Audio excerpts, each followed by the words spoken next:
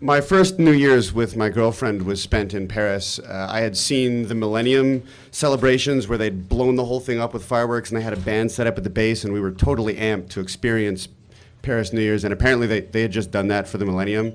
If you go there on any other normal year, there's a bunch of drunk Americans and nothing else. We had gone back to our hostel at like 11 o'clock and fallen asleep, and I had a cold, and it was miserable and shitty. And we promised to each other we would have an amazing New Year's the next year. And December rolled around, and a friend from her program, Mike, and that's what his name will be for this story, had invited us up to his cottage, and a bunch of them had sort of arranged that we were going to have this party up at this cottage. And Sarah was so excited that I would get to hang out with her friends because I really hated academia. And in this master's program, she was confident these people are totally awesome. They're not the nerds that you think they are. We're going to have a totally awesome time, and it's going to be great, and you're going to love my friends, and everything will be fantastic.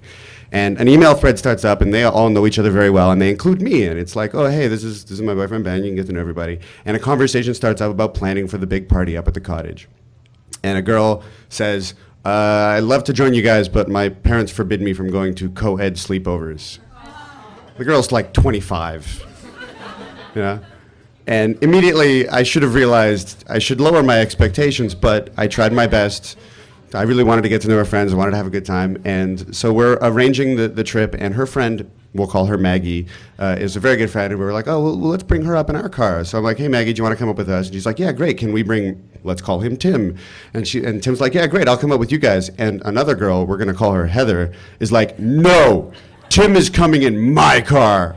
Apparently, she had a very bad crush on Tim. And it was upsetting that Tim wasn't coming up in her car. And we found out Tim has a crush on Maggie, and he really wants to come in this car. So like this email thread, I've never met these people, and there's just this flame war going on. It's like, no, you're coming in my car. I want to go in this car. And I'm like, well, nice to meet y'all. You guys settle this out and let me know. So we're driving up, and there's like a text war going on as we're driving, as people are like texting each other with rival cars next to each other. It's like this big mess. Like they were going to go down on each other on the drive up or something. Like, get over it. And so we finally get there, and it's like all this unnecessary drama. I'm like, boys, Sarah, it's really nice to meet all your friends. This is great. Can't wait for this awesome party. And we pull up, and immediately, like, you know, my spidey sense is on fire. This is not a cottage. This is not Collingwood. We're not going skiing in the morning. This is suburban Barrie. For fuck's sakes, we packed a coffee maker and toilet paper. This is a 3-car garage. How did we had a 700 email chain? How did like this communication break down so horrifically? So like, all right, fine, I'll just pick up my, you know, massive backpack with 7 layers of clothing for this amazing rustic cottage that we're about to go into. March in the front door, everything's lace doilies and knickknacks. His parents are there. They're staying. We're going down to the basement. Oh, for fuck's sake. I march down the stairs to the basement. There's 2 people. One of them is watching the other play Guitar Hero. And this is the party. I turn around like the Hulk. I'm like ready to go, and Sarah's like sheepish and apologetic already. No word has exchanged. She's like, "Yep, fuck this one up." Yeah. I can't get mad at her, but I can get drunk, and I just hit the booze like immediately. I'm like, "Okay, here we go. We're gonna have a New Year's. I'm having a good time no matter what." Meanwhile, Maggie, the girl that Tim has a crush on and Heather can't possibly stand, pulls out a homemade pumpkin pie that she has made that morning. It is like literally still steaming, this fresh whipped cream, and it's all nutmeggy and gorgeous. And she's like, hey everyone, I brought a pie. And Heather stomps over, she's like, no, you can't have brought a pumpkin pie. I also brought a pumpkin pie. And it's like a Loblaws frozen pumpkin pie. Someone sat on it, and I swear to God, it expired like a week and a half ago. It's like this tragic comedy of errors. Tim cannot possibly stand the pressure. He's like, oh my God, oh my God, oh my God. And he decides that he's gonna get drunk. Unbeknownst to all of us, he's never had a drink before a day in his life. And he doesn't really understand the rules. Like, no, dude, you can't have champagne and then beer and then wine. You really shouldn't do that.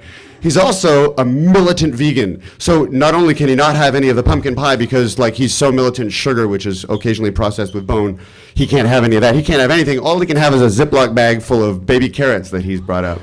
And that's what he has for dinner. So 0 alcohol tolerance, 0 food in his stomach. He is destroyed. He's walking around like a cartoon character. There's bubbles floating around. The girl, Heather, who is totally upset about her pumpkin pie fiasco, is literally sitting on the couch, scowling at everyone, not having a very good time. The two people playing Guitar Hero decide, all right, well, we should probably do something that involves everyone else. They turn Guitar Hero off and put on, like, City TV's New Year's Eve party hosted by Tila Tequila or something. And I'm like, just shoot me. Can you just shoot me? That's it. I can't do this. I'm not nearly drunk enough. I go out to the car and I get my my hookah, which is like this. It's like a bong, but it's a Rube Goldberg machine. And 17 hoses. You need to have a PhD to get it going. And it's 3 assistants. It's like this whole lab. And I'm like, fuck it, we're going down. I'm busting out some Moroccan and we're going to have a party. I'm not taking this. They're playing cards in the corner, guy. Cards. It's not going to happen. So Mike says, oh, listen, dude, my parents are upstairs. We can't really do that. And I'm like, fine. You have a back porch, right? I'm going out to the back porch. So I go out to the back porch. It's December 31st. It is like I'm pooping ice cubes. It is so cold. And I am trying to spark coals with a lighter and get this thing rolling so I can please get drunk and stoned and have a good time for the love of God. I'm freezing. I'm shaking. I'm sucking on the hose. I'm like, please have a good time. Must have a good time. It has to happen. And finally I get it rolling. I go inside. I'm like, hey, I'm, doing some illegal shit outside. Who wants to have some fun? And some people are like, oh yeah, hey, let's do that. So there's like 5 of us outside shivering like this.